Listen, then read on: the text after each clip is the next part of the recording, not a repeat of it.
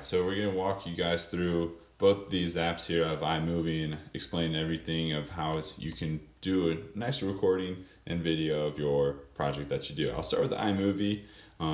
What you gotta do is you're gonna start your new project.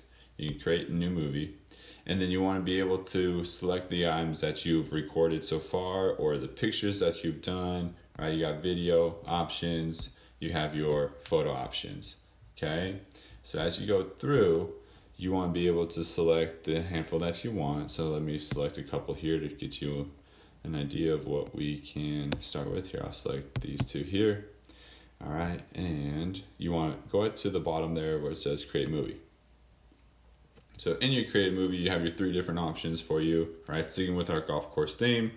The only thing with iMovie is that you cannot write on it right now, right? But you can add in your text titles to it. If you click on your picture, you can write on the screen here and add in what you need for your Pythagorean theorem word problem.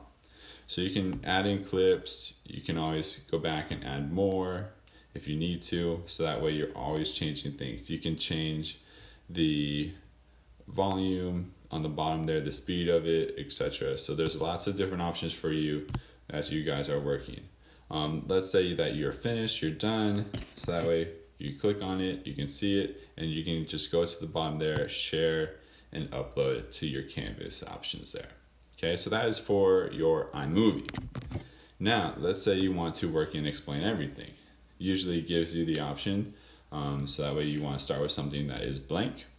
And here you have your options on the left side, you have your pens, you can change the size of how thick of your writing material is going to be. You can use pencil, and you got different colors. If you don't like the colors, you can change them.